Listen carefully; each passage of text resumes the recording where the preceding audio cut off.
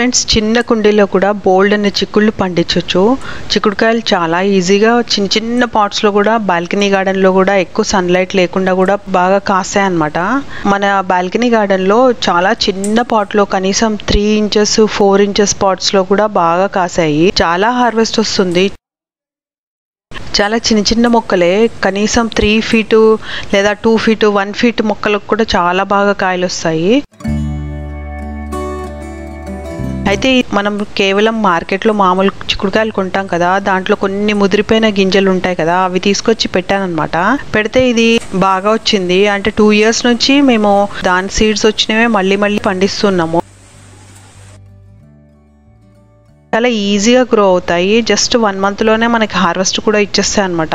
Every week కూడా అవి తొందరగా పెరిగిపోతాయి. అంటే పూలు వచ్చిన తర్వాత 1 weekకే అవి మనం హార్వెస్ట్ చేసేయచ్చు, అలా ఉంటాయి అనమాట. చాలా ఈజీగా, అంటే ఎక్కువ కష్టం పడకుండానే బాగా పెరిగిపోతాయి. అయితే ఇవి మనం సీడ్ వేసిన తర్వాత సీడ్ బయట కొనుక్కోవచ్చు, లేదా అంటే నేను వేసినట్టుగా మామూలు చిక్కుళ్ళు కొనుక్కుంటాం కదా మార్కెట్లో, దాంట్లో ఏదైనా ముదిరిపోయిన సీడ్స్ ఉన్నట్టు కనిపిస్తాయి కదా, అవి వేస్తే కూడా ఒక 3 days కి మంచి 2 leaves వచ్చేస్తాయి అన్నమాట ఇలాగా. అయితే సీడ్స్ వేసేటప్పుడు కూడా మంచి సాయిల్ మిక్స్ చేసుకోవాలి. సీడ్స్ వేసేటప్పుడు సాయిల్ మిక్స్ వచ్చేసి కాంపోస్ట్ ఒక 50% వేసి, 30% ఇసుక వేసి, 10% అలాగా కౌడంగ్ వేసి, అలాగే వేపాకులు కూడా దాంట్లోనే వేసేస్తాము. సో సీడ్లింగ్ మాత్రం భలే వస్తాయి. సీడ్లింగ్ వచ్చిన తర్వాత కూడా మనం సీడ్లింగ్స్ కూడా ఫర్టిలైజర్ వేయచ్చు లైట్గా. ఈ ఫర్టిలైజర్ వచ్చేసి సీడ్లింగ్స్ కి, అంటే చిన్న చిన్న మొక్కలు ఉంటాయి కదా, ఒక 4-5 inches మొక్కలు, అలాంటి వాటికి కూడా ఈ ఫర్టిలైజర్ వేయొచ్చు. కాకపోతే చాలా డైల్యూటెడ్ చేసి వేయాలన్నమాట. వేస్తే చాలా బాగా గ్రో అవుతాయి, మంచి రూట్ ఫార్మేషన్ అవుతుంది. అలాగే దాని కొమ్మలు అవన్నీ కూడా చాలా గట్టిగా ఫామ్ అవుతాయి. ఏవి కూడా పెస్ట్స్ ఏవి అటాక్ చేసినా కూడా డిజీజ్ రెసిస్టెంట్ ఉంటాయి అన్నమాట. రూట్స్ లో ఏదైనా సాయిల్ లో నెమటోడ్స్ కానీ ఇంకేదైనా రూట్ డిజీజ్ అవన్నీ ఉన్నా కూడా అవి తట్టుకుంటాయి. అది మంచి గ్రో అవుతాయి అన్నమాట. ఈ ఫర్టిలైజర్ చిన్న లైట్ లిక్విడ్ ఫర్టిలైజర్ అన్నమాట. ఇది చాలా సింపుల్ ఫర్టిలైజర్. దీంట్లో NPK అన్ని కూడా ఉంటాయి. ఒక చిన్న గ్లాస్ తీసుకుంటాము, ప్లాస్టిక్ గ్లాస్. ఆవాలు పిండి అన్నమాట. ఆవాలు ఉంటాయి కదా, మస్టర్డ్ సీడ్స్ ఆవాలు, దీని పిండి ఒక 1/2 spoon వేస్తున్నాను. దీంట్లో ఒక్క బనానా పీలు. మా పాట్స్ చాలా చిన్న చిన్న పాట్స్, అండ్ చాలా డైల్యూట్ చేసేసరికి అన్ని పాట్స్ కి సరిపోతాయి. అందుకే ఈ ఒకటే బనానా పీల్ తీసుకున్నాను. ఈ పీల్ వచ్చేసి చిన్న చిన్న ముక్కలు చేశాను అనమాట. ఇవి వచ్చేసి గ్లాస్ లో వేస్తున్నాను. ఇది వేసేసి మంచిగా నీళ్లు వేసేసి ఫిల్ చేసేసి దీనికి మూత పెట్టేసి నైట్ అంతా సోక్ చేసి పెట్టేసేయాలన్నమాట.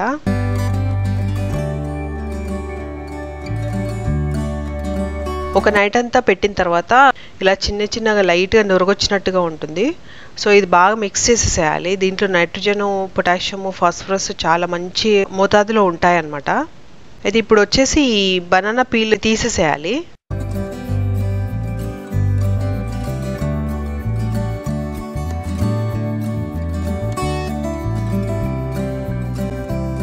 ఇది తీసేసి వేరే పెద్ద ప్లాంట్స్ ఉంటాయి కదా, ప్లాంట్స్ సాయిల్ లో వేసేసేయాలి, లేకపోతే కాంపోస్ట్ లో వేసేసేయాలన్నమాట. ఇది మంచి కాంపోస్ట్ తయారవుతుంది. సాయిల్ లో వేసేసి మళ్ళీ దానిపైన సాయిల్ కప్పేసేయాలి, లేకపోతే ఈగలు లేకపోతే అవన్నీ వచ్చేస్తాయి, చిన్న చిన్న పురుగులు, మ్యాగ్గోట్స్ వచ్చేస్తాయి అన్నమాట. దీంట్లో ఇప్పుడు 1/2 spoon బెల్లం వేస్తున్నాము. ఈ బెల్లం వేసేసి మంచిగా బాగా కలిపేసేయాలన్నమాట. టోటల్ గా కలిపేసేయాలి. బెల్లము ప్లాంట్ ఫర్టిలిటీని పెంచుతుంది అనమాట. అలాగే డ్రాట్ రెసిస్టెంట్ పెంచుతుంది. బాగా 3 కూడా బాగా కలిసిపోయాయి. ఆ గ్లాస్ తీసుకొని ఇప్పుడు మిక్స్ చేసిన సొల్యూషన్ వచ్చేసి కేవలం ఒక 20% వేయాలి. చాలా తక్కువ వేయాలన్నమాట. ఇప్పుడు నేను చూపిస్తున్నట్టుగా అంత కొంచెం వేయాలన్నమాట. అంతే కొంచెం వేసేసి దాని తర్వాత ఫుల్ వాటర్ వేసేసేయాలి. టోటల్ గా గ్లాస్ అంతా నిండిపోయినంత వరకు వాటర్ వేసేసేయాలి. వాటర్ వేసేసిన తర్వాత ఇప్పుడు ఈ సొల్యూషన్ వచ్చేసి మనము ప్లాంట్స్ కి డైరెక్ట్ గా వేసుకోవచ్చు. ఈ సొల్యూషన్ అంటే డైల్యూట్ చేసిన సొల్యూషన్ వచ్చేసి ప్లాంట్స్ కి వేసుకోవచ్చు, చిన్న చిన్న మొక్కలకు కూడా వేసుకోవచ్చు అనమాట. లైట్ గా చేసాం కదా, ఇప్పుడు చిన్న చిన్న సీడ్లింగ్స్ ఉంటాయి, లేకపోతే ఆకుకూరలు ఉంటాయి, అలాంటి వాటికి కూడా వేసుకోవచ్చు. ఇవి జర్మినేషన్ కి బాగా పనికొస్తుంది. అలాగే జర్మినేట్ అయిన తర్వాత ప్లాంట్స్ గ్రోత్ అవ్వాలి కదా, గ్రోత్ అవ్వడానికి రూట్ ఫార్మేషన్ బాగా అవుతుంది అనమాట. అలాగే దాని స్టాక్ అంటే కాండాలు ఉంటాయి కదా, ఆ కాండాలు బాగా స్ట్రాంగ్ గా పెరుగుతాయి అనమాట. అలాగే ఆకులు అవన్నీ కూడా బాగా స్ప్రెడ్ అవుతాయి, ఎక్కువగా బ్రాంచెస్ వస్తూ ఉంటాయి అనమాట. అలాగే ఫోటోసింథసిస్ ఫార్మేషన్ బాగా జరుగుతుంది. ఫోటోసింథసిస్ బాగా అయితే ప్లాంట్స్ లో చాలా న్యూట్రియన్స్ అన్ని కూడా బాగా స్ప్రెడ్ అవుతాయి అన్నమాట. ప్లాంట్ గ్రోత్ కావాల్సిన న్యూట్రియన్స్ అన్ని కూడా దీంట్లో ఉంటాయి. అయితే చాలా లైట్ గా డైల్యూట్ గా చేసి వేసుకోవాలన్నమాట. మంచి పూలు మంచి కాయలు వస్తాయి. ఈ సొల్యూషన్ వచ్చేసి 15 days కి ఒకసారి వేయొచ్చు. అలాగే ఒక 3 weeks కే పూలు వచ్చేస్తాయి అన్నమాట. పూలు వచ్చినప్పుడు మాత్రం మంచి ఫర్టిలైజర్ వేయాలి. పూలు వచ్చినప్పుడు దానికి NPK ఫర్టిలైజర్ వేయాలి. ఈ ఫర్టిలైజర్ లో పెస్టిసైడ్ కూడా ఉంది, అలాగే మంచి ఫర్టిలైజర్ కూడా ఉంది అనమాట. అయితే ఇప్పుడు ఈ ఫర్టిలైజర్ కి వాడేది ఏంటంటే సోయాబీన్ అన్నమాట. ఈ సోయాబీన్ దీన్ని వైట్ బీన్స్ అని కూడా అంటారు. చాలా చీప్ అన్నమాట, ఎక్కువ కాస్ట్లీ ఉండవు. దీంట్లో NPK చాలా ఉంటుంది, ఎక్కువగా అయితే నైట్రోజన్ చాలా ఉంటుంది అనమాట. ప్లాంట్స్ కి చాలా మంచిది కాబట్టి సోయాబీన్ 1 స్పూన్ వేస్తున్నాను. తర్వాత వచ్చేసి రైస్, అన్కుక్డ్ రైస్ వేస్తున్నాను. స్టార్చ్ కంటెంట్ ఉంటుంది రైస్ లో. స్టార్చ్ స్టోర్ చేసుకొని ఎప్పుడు కావాలో అప్పుడు మినరల్స్ ని వాడుకుంటుంది అనమాట. ఫ్యూచర్ గ్రోత్ కి దాచిపెట్టుకుంటుంది. రైస్ కూడా 1 స్పూన్ వేస్తున్నాను. దీంట్లో వాటర్ వేసేసేయాలి. వాటర్ వేసేసి 24 hours ఇలాగా మూత పెట్టేసి ఫర్మెంట్ చేయాలన్నమాట. ఈ సోయాబీన్ చాలా విగరస్ గ్రోత్ ఉంటుందన్నమాట. తొందరగా గ్రోత్ అవుతుంది ప్లాంట్. మంచి హెల్దీ ఫ్రూట్స్, హెల్దీ ఫ్లవర్స్ కూడా వస్తాయి. రైస్ చాలా మంచిది అన్నమాట ప్లాంట్ గ్రోత్ కి. స్ట్రాంగ్ స్టెమ్స్ వస్తాయి, బెనిఫిషియల్ మైక్రోబ్స్ ఉంటాయి, మంచి న్యూట్రియంట్స్ ఉంటాయి అన్నమాట. 24 hours అయిన తర్వాత మూత తీస్తే వాటర్ ఇలా కనిపిస్తుంది. ఈ సొల్యూషన్ చాలా స్ట్రాంగ్ ఉంటుంది అనమాట. ఇలాగ డైరెక్ట్ గా మనం వేయలేము. అయితే నేను ఈ సొల్యూషన్ లో ఒక 25% సొల్యూషన్ వేరే గ్లాస్ లో తీస్తున్నాను. ఈ సొల్యూషన్ 25% తీసుకున్నాను. దీంట్లో ఇప్పుడు నిమ్మకాయ జ్యూస్ కలుపుతున్నాను. ఒక 10 drops అలా నిమ్మకాయ జ్యూస్ కలుపుతున్నాను. అయితే ఈ లెమన్ జ్యూస్ ఏంటంటే దీంట్లో మంచి మెగ్నీషియము, కాల్షియము, సల్ఫర్ ఉంటుంది. అలాగే మైక్రోన్యూట్రియన్స్ కూడా ఉంటాయి అన్నమాట. అయితే ఇప్పుడు బేకింగ్ సోడా వాడుతున్నాను. 1/2 స్పూన్ వేసాను అంతే. ఏదైనా ఫంగస్ కానీ ఉంటే సాయిల్లో దాని గ్రోత్ పెరగకుండా కాపాడుతుంది అన్నమాట ఈ బేకింగ్ సోడా. ఇవన్నీ మిక్స్ చేసేసి ఇప్పుడు వాటర్ దీంట్లో ఫుల్ గ్లాస్ నిండా నింపేసేయాలి. నింపిన తర్వాత ఈ సొల్యూషన్ మనము ఇప్పుడు ప్లాంట్స్ కి వాడచ్చు, కొంచెం కొంచెం వేసేయవచ్చు. ఈ సొల్యూషన్ వేయటం వల్ల ప్లాంట్ చాలా విపరీతంగా గ్రోత్ అవుతుంది. 2 days కే ఈ ప్లాంట్ ఇలా పెరిగిపోయింది అనమాట. చాలా గ్రోత్ వచ్చేసింది. చిన్న పాట్ అయినా కూడా ఇంకా ఈ చిక్కుడు చూడండి మొగ్గలు ఎన్ని వచ్చేసాయో. అయితే ఈ సొల్యూషన్ మనము 15 రోజులకు ఒకసారి వాడుకోవచ్చు. యాక్చువల్గా ఈ పాట్ వచ్చేసి ఒక 4 inches ఈ చిక్కుడు కాయలు కూడా ఇప్పుడు వచ్చేస్తాయి. మన బాల్కనీలో అన్నీ కూడా చిన్న చిన్న పాట్సే, అన్నీ కూడా బాగా వస్తాయి. ఇలాంటి ఫర్టిలైజర్ వాడటం వల్లే వస్తాయి అన్నమాట.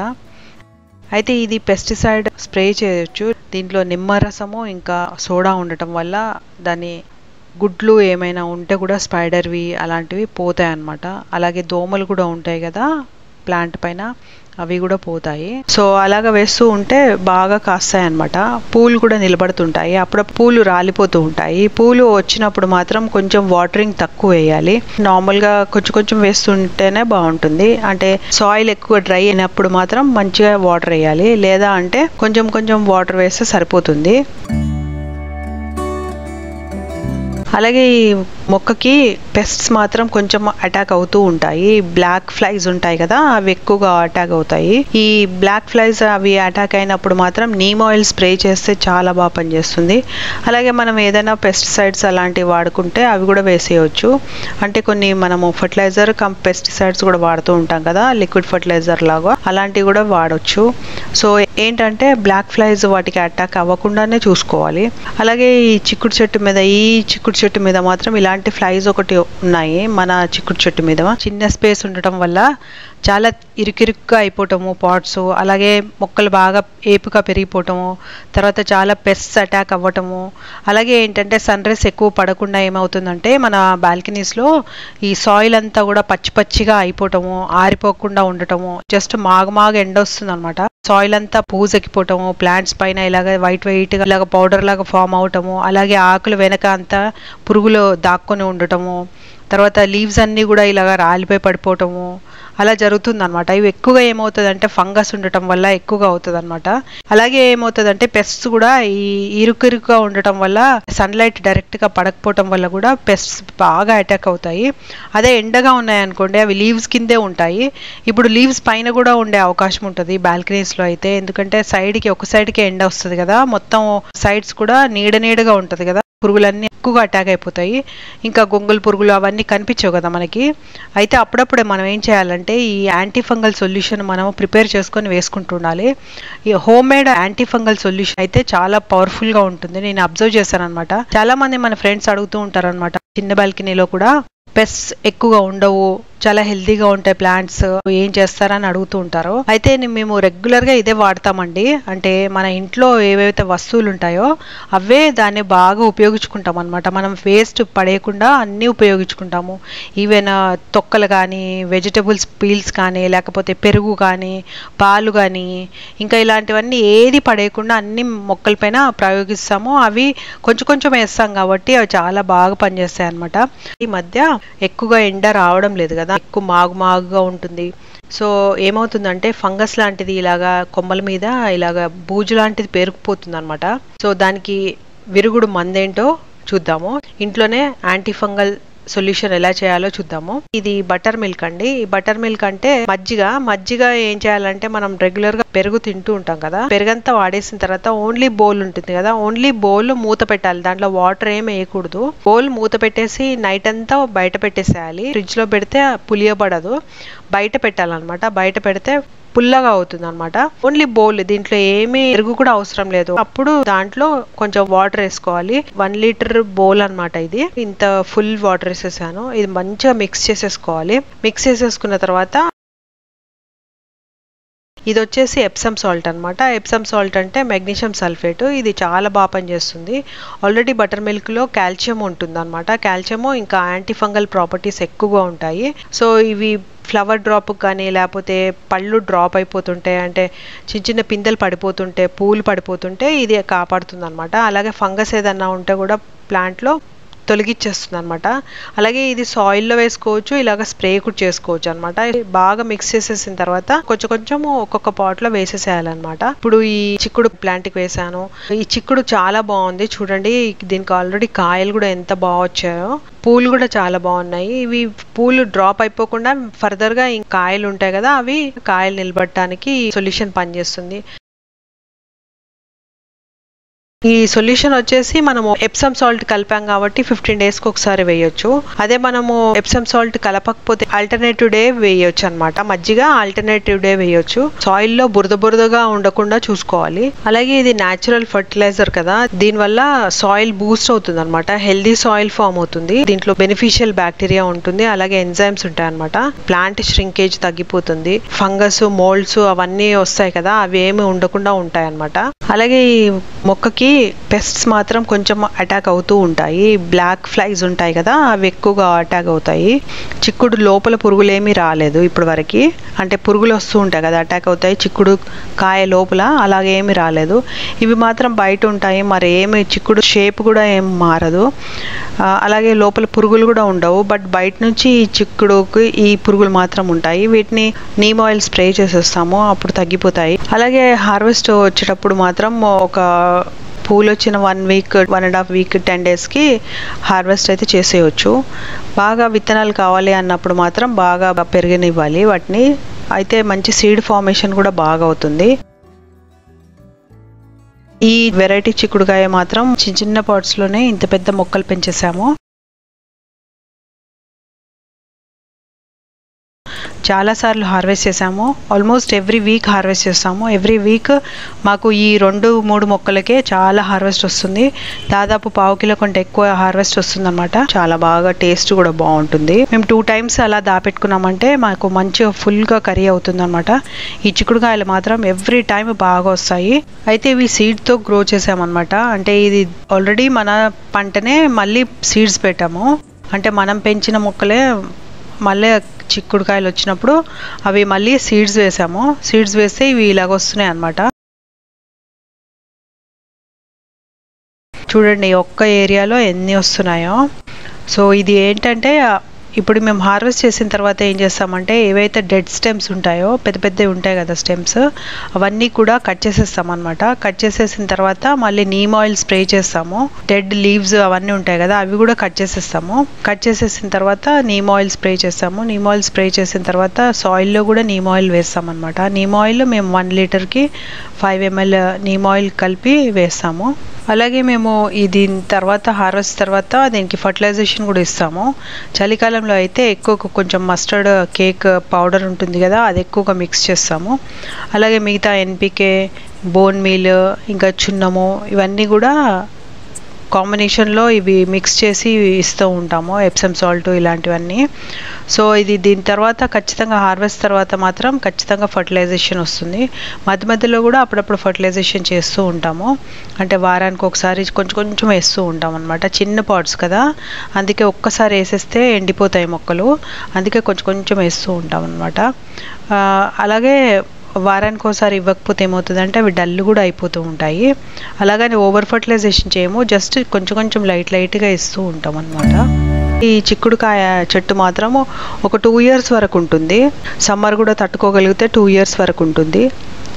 అయితే రెగ్యులర్గా మనం మేజర్ హార్వెస్ట్ చేసినప్పుడల్లా కూడా కట్ చేసేస్తాం కదా కొమ్మలు. దాని తర్వాత మళ్ళీ కొంచెం ఎరువు వేస్తూ ఉండాలి, కంపోస్ట్ వేస్తూ ఉండాలి, అలాగే కౌడంగు కూడా వేస్తూ ఉండాలి. అంటే ఆవు పేడ కొంచెం వేస్తూ ఉండాలి. మిగతా ఫర్టిలైజర్స్ మనం ఎప్సమ్ సాల్ట్, మస్టర్డ్ కేక్ ఇలాంటివి వేస్తుంటాం కదా, బోన్ మీల్ అలాంటివి కూడా వేస్తుండాలి సున్నంతో పాటు.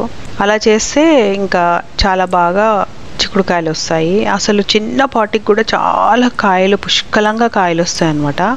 అలాగే అప్పుడప్పుడు పండిపోతూ ఉంటాయి ఆకులు. ఇలా పండిపోవటం ఏంటంటే సరి అయిన టైంకి వాటర్ లేకపోవటము లేదా ఎక్కువగా వాటర్ అవ్వటము అలాంటివి జరుగుతుంటాయి. అలాంటివన్నీ కట్ చేసేసేయాలి. కొమ్మలు పండిపోతే తీసేసేయాలి.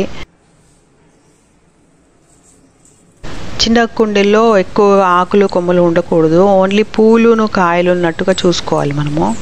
సో చిన్న బాల్కనీలో కూడా మంచి హార్వెస్ట్ తీసుకోవాలి, మంచి ఆహారం పండించుకోవాలంటే ఇలాంటి చిన్న చిన్న టిప్స్ ఫాలో అవుతుండాలన్నమాట మనము.